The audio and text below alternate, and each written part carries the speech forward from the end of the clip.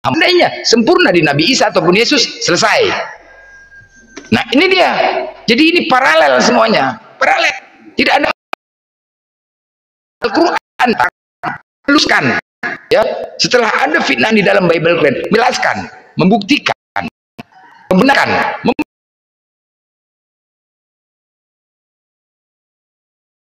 kitab. Nah ini dia bang, jadi persamaannya itu paralel nih bang, kalau abang dikatakan sama. Nah poinnya adalah bang, tidak bisa abang katakan Tuhan kita ini harus satu pengajaran, satu tujuan, satu juga ini nabinya, harus sama bang, nggak bisa pisah-pisah. Makanya saya tanya sama abang memiliki Tuhan, kami juga memiliki Tuhan, Tuhan yang satu esa. Nah apa bedanya dengan Yahudi? Kalau abang tanya kami sama Yahudi, ya sama Yahudi bang, ditanya apakah Tuhannya sama, benar, konsep ketuhanannya sama, konsep ketuhanannya sama, tetapi Tuhannya berbeda, konsep ketuhanan sama-sama Tuhannya esa, sama-sama tidak terlihat, sama-sama tidak bisa didengar, sama. Yahudi juga seperti itu, tetapi Tuhannya beda. Karena apa? Apa perbedaannya? Dia tidak meyakini Nabi Muhammad, itu selesai. Kalau mau dikatakan sama, Anda harus meyakini Nabi Muhammad sebagai utusan Allah. Selesai, baru sama dikatakan Tuhannya. Nah, itu dia. Sedangkan di sini abang tidak meyakini Nabi Muhammad. Tapi ingat, Yesus itu udah banyak sebenarnya nubuat tentang Nabi Muhammad. Dia nabi terakhir yang akan datang memberitakan kepadamu. Aku meminta kepada Bapa. Aku minta kepada Bapa seorang. Ada siapakah seseorang tersebut? Siap, Nabi Muhammad, nabi terakhir. Selesai, klop. Itu loh bang. Jadi prinsipnya begini bang, kita ini di satu Tuhan ya bang ya.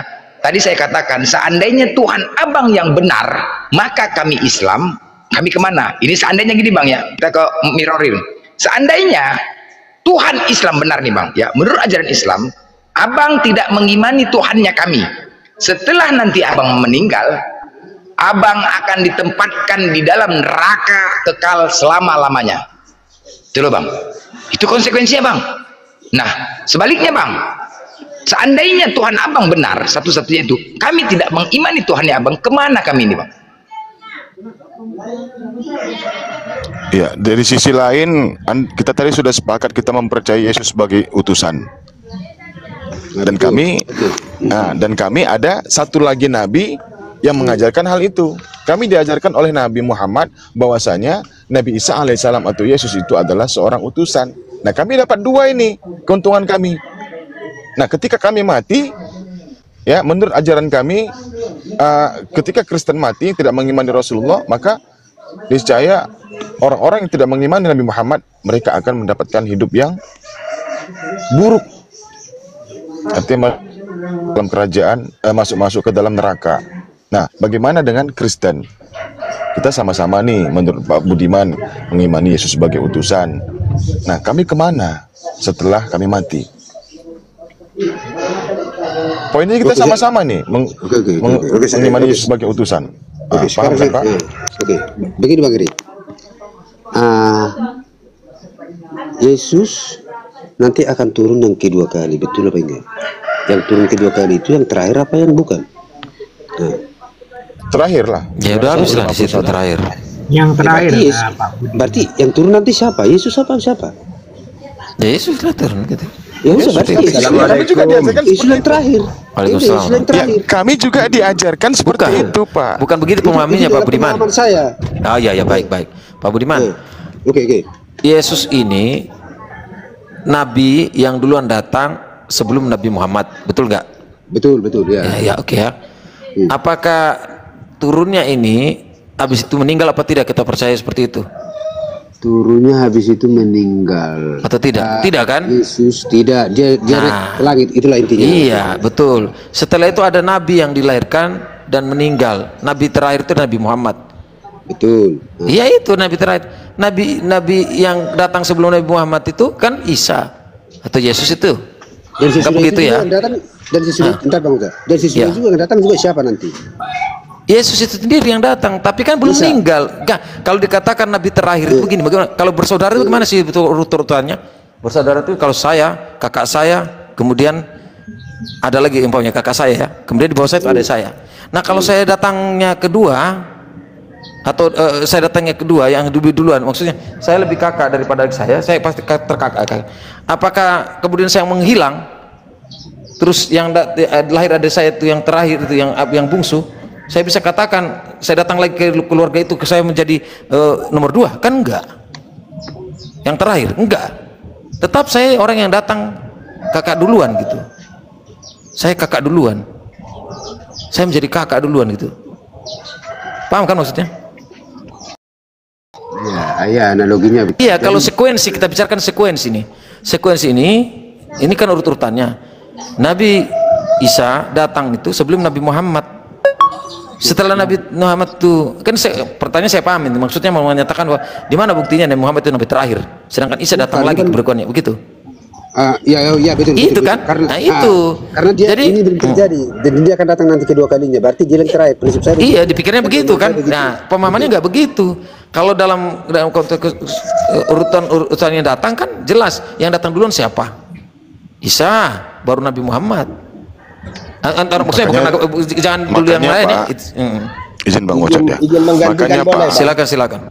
makanya Pak, di dalam surah Az-Zukhruf ayat 61 itu Allah menjelaskan bahwasanya kedatangan Nabi Isa itu adalah tanda hari kiamat sudah dekat. Kode itu ya, kami diinformasikan seperti itu. Bukan berarti karena Nabi Isa itu datang lalu kami menjadi pengikut Nabi, bukan. Justru kedatangan Nabi Isa, dia menjadi umatnya baginda Nabi Muhammad SAW. Karena apa? Karena semasa hidup beliau nanti mungkin sekitar 7 atau 8 tahun insyaallah ya, atas izin Allah, maka dia akan mengikuti syariatnya Nabi Muhammad. Cara sholatnya seperti apa, seperti yang kami kerjakan, seperti itu Pak Budiman. Nah, terkait dengan silakan. Izin menggantikan saya. Bentar dulu Bang Firmansyah, ntar dulu. Jadi dalam pemahaman Bang Erik ya itu. Tapi dalam pemahaman saya begini Bang Erik.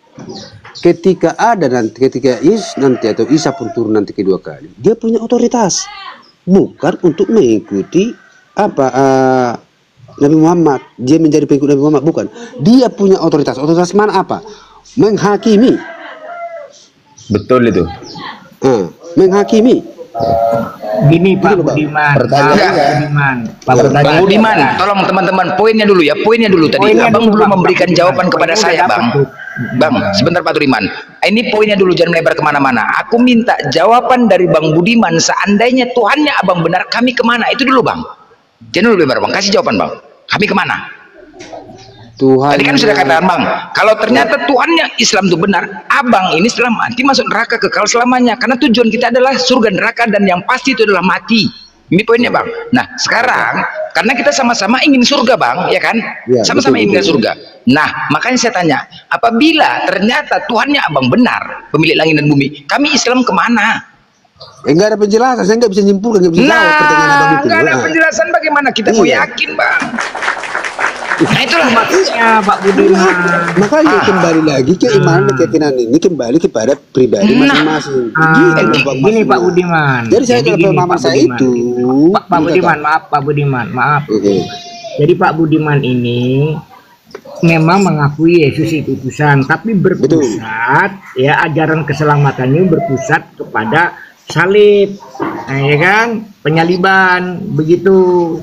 Nah kami ya mengakui bahwa Yesus Mesias itu utusan, tapi tidak berpusatkan ajarannya kepada tentang penyaliban, karena kami berpegang teguh kepada An-Nisa 156, 159 begitu.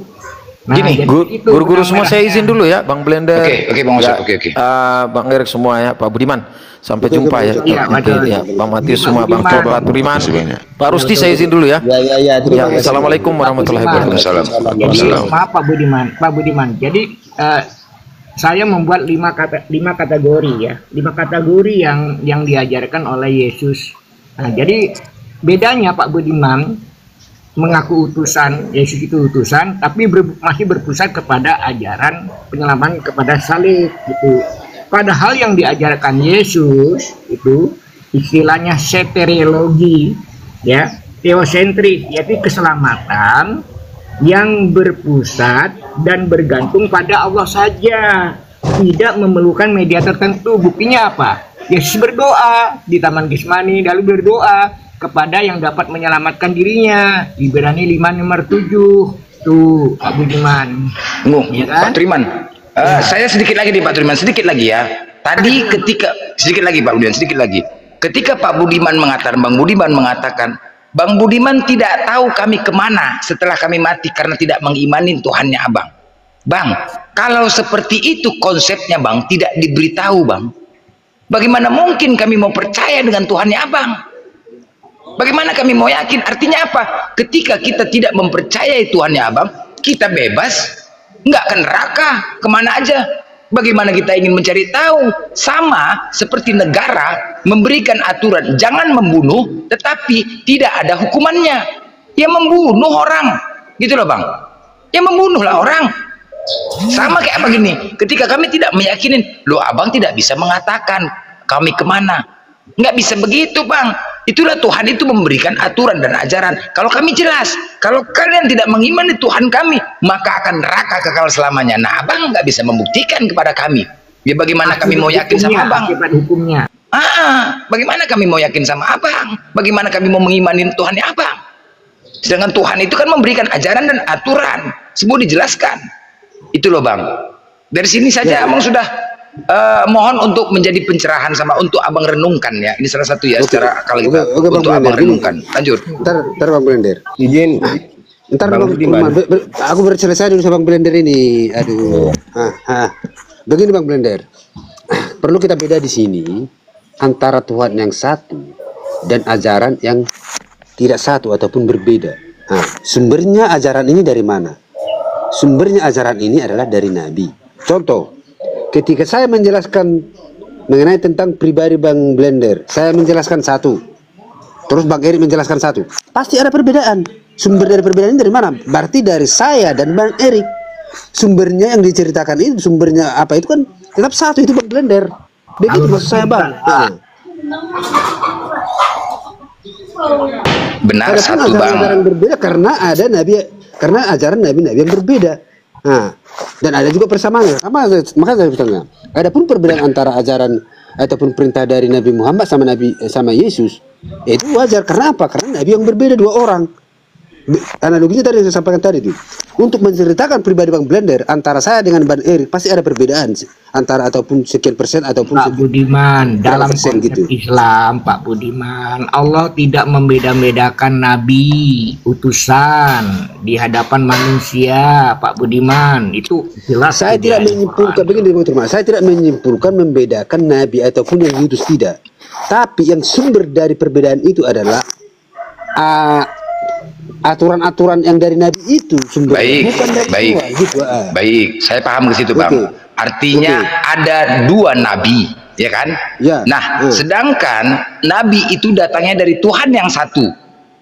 Betul. Betul ya, Tuhan yang satu. Ketika ada Nabi lain, ya kan, memberitakan tentang perbedaan, berarti beda Tuhan Bang. Benar nggak? Sepakat sampai sini? Menceritakan tentang perbedaan. Sekarang begini, ketika saya dengan Bang Erik menceritakan tentang pribadi Bang Blender, ada nggak perbedaan? Apakah sama itu konkret semuanya? Ataupun dari bahasa dan lari nanti keterjemahan, translate ini. Disitulah terjadi perbedaan-perbedaan itu Bang. Karena sudah makan waktu, waktu yang lama ke depannya dari sekian ribu tahun gitu. Wajar. Nah, baik, benar. Poinnya Bang, Abang kan saat ini tidak pernah ketemu dengan Nabi dan tidak pernah berbicara. Benar ya Bang? Betul. Baik. Nah, para nabi dulu tadi kan sudah saya katakan apa perbedaan nabi dan rasul. Nabi itu penyampai, tapi kalau rasul itu dia yang menerima kitab. Kita ambil setara aja dulu sama-sama. Kita ambil setara aja dulu, yang setara dengan setara Nabi aja antara nggak bisa Bang, nggak bisa Bang. Nggak bisa, itulah makanya kan di Kristen itu tidak ada nabi sama rasul. Iya, nggak bisa. Kita ambil yang setara dulu, penyampai firman Tuhan, penyampai perkataan Tuhan. Kita ambil yang setara dulu. Antara Yesus dengan antara Nabi Muhammad kan dipakai Nabi Muhammad kan dipakai Tuhan. Yesus juga dipakai Tuhan. Ya ngambil setara aja dulu. Pak Budiman, begini Pak ya. Setiap para nabi itu mengajarkan ketuhanan. Betul. Ya. Tapi Terus, ada perbedaan, ya, Bang. ya, tentu bagaimana? Ya, saya tahu. Nah, Yesus juga mengajarkan konsep ketuhanan kepada Bani Israel. Nabi Muhammad juga mengajarkan konsep ketuhanan kepada umat yang percaya kepadanya, kan begitu. Nah, adakah Yesus mengajarkan bagaimana cara beribadah kepada Tuhan? Tidak ada. Tidak ada, betul. Apakah orang Kristen ini diajarkan mengibadahi Tuhannya, mendirikan gereja? Tidak ada. Adakah disebut pemimpin di dalam peribadatan disebut pendeta? Enggak ada. Kalau kami, Pak, secara detail Nabi Muhammad itu mengajarkan bagaimana cara beribadah kepada Tuhan Sang Pencipta. Ada tuntunannya, Pak. Ada rukun-rukunnya yang harus kami kerjakan. Nah, contoh ada lagi, Yesus berpuasa. Nah, Bapak diajar nggak berpuasa bagaimana caranya? Dari jam berapa ke jam berapa? Selama kita menjalankan puasa, apa yang tidak boleh kita kerjakan? Ada nggak? Tidak ada. Nah, Nabi Muhammad mengajarkan kami keseluruhannya, Pak. Kamu berpuasa mulai dari jam segini makan sahur. Nanti selama kamu berpuasa tidak boleh melakukan hal-hal yang membatalkan puasa. Lalu jam sekian nanti menjelang maghrib, kamu harus siap-siap karena pas azan maghrib kamu harus sudah bisa berbuka, makan, kan begitu. Kami diajarkan, Pak. Jadi dua hal penting ini seharusnya Bapak bisa berpikir loh, Pak. Oke. Yang mengajarkan Artinya begini, itu, sebentar, Pak. Artinya begini. Sumbernya itu dari siapa? Dari nabinya apa dari Tuhan? Nah, karena kata Yesus begini, dari Tuhan. Karena kata karena di surat dalam Al-Quran juga Allah menjelaskan bahwasannya Nabi Muhammad ini menerima wahyu dan dia tidak berkata-kata dari diri sendiri. Apa yang disampaikan itu adalah firman-Ku, kata Allah. Ya, begitu juga Yesus. Yohanes 12 nomor 49 sampai 50, Pak. Nah, jadi begini, tentang masalah tuntunan ataupun rukun dalam cara beribadah terkait itu sholat maupun puasa, Yesus tidak pernah menjelaskan bagaimana caranya. Ya, bagaimana caranya. Nah, apa kata Yesus? Di Yohanes 16 nomor 12. Masih banyak hal yang ingin kusampaikan kepadamu. Namun untuk saat sekarang ini kamu tidak akan sanggup untuk menanggungnya. Nanti akan datang orang yang akan mengajarkan kamu tentang apapun itu. Yang intinya yang diajarkan dari dia kepadamu itu semuanya yang benar. Cara beribadah yang benar. Ada dalam Al-Quran ada tertulis masjid. Dalam Al-Quran ada tertulis puasa. Jamnya ada, waktunya ada dituliskan. Dalam sholat juga ada perintahnya dalam sholat. Waktunya juga ditentukan dalam Al-Quran. Nah, ini kesimpulannya gini, Pak Budiman, ya. Kalau begitu, konsepnya terakhir adalah disebut dengan agama. Nah, sebelum Nabi Muhammad, apakah ada agama? Tidak ada. Nggak ada, ya. Nggak ada agama. Yesus juga tidak membawa agama. Apa itu agama? Apa itu agama? Tidak agama kacau. Oke. Di dalam konsep agama, meyakini Tuhannya dan mengikuti perintah dan aturannya. Di dalam konsep beragama, ya. Meyakini adanya Tuhan dan serta mengikuti perintah dan aturannya. Makanya itulah dikatakan agama. Selesai, final. Makanya Nabi Muhammad yang tadinya dulunya belum ada agama, Allah datang, Nabi Muhammad diperintahkan untuk menciptakan agama, yaitu Islam. Nah, di dalam aturan-aturan agama itu apa aja aturannya? Perintahkan melaksanakan sholat, puasa, perintah. Ingat, dulu sebelum adanya perintah ya dari Allah, itu dikatakan haram. Gak boleh. Gak boleh. Tidak boleh dilakukan sebelum adanya perintah. Karena apa? Sama, negara ini memberikan aturan, harus kita jalankan. Tidak boleh kita bernegosiasi dengan pemerintah. Itulah dia. Aturan ini kusampaikan, tegakkan aturan, jalankan. Ketika kau tidak menjalankan aturan, kau akan mendapatkan sanksi. Selesai. Nah, makanya Nabi Muhammad terakhir datang final. Terciptalah agama disebut agama. Apa? Kalau kau mau selamat dengan banyaknya dulu pemahaman, banyak yang menyembah, nabi-nabi berusaha untuk menyampaikan kepada manusia, tidak klop, tidak semua juga mau mengikuti, enggak. Sampai saat ini aja pun, sampai saat ini ada berbeda. Makanya disebutlah agama. Kalau kau mau selamat, masuklah ke Islam. Karena arti Islam adalah keselamatan ataupun selamat. Selesai, final. Selesai, final. Karena Yesus tidak membawa agama. Satu-satunya yang disebut agama cuman Islam. Nggak ada. Hindu bukan agama, Buddha bukan agama, Yahudi bukan agama, Kristen bukan agama. Satu-satunya dunia ini disebut agama hanya Islam. Agama benar adalah Islam. Agama yang diridhoi Allah adalah Islam. Selesai. Aku ini kita apa dulu nanti ini? Kita mempelajari lebih dalam dan memahaminya pelan-pelan ya. Aku karena ada urusan ini aku izin turun dulu. Silakan Bang Budiman, mudah-mudahan Abang dapat hidayah Bang. Thank you Bang. Pelan-pelan. Thank you Bang. Santai aja dulu. Santai Bang. Karena Aman Bang. enggak begini Bang Blender. Ketika kita mencapai sesuatu tujuan ataupun melangkah ke depannya, perlu juga kita harus memahami dan mengetahui dan paham betul-betul kemana kita pijakkan kaki kita ini. Jangan asal memijak. Nah, itu justru salah memijak. Yang kita pijak paku. Tai kucing.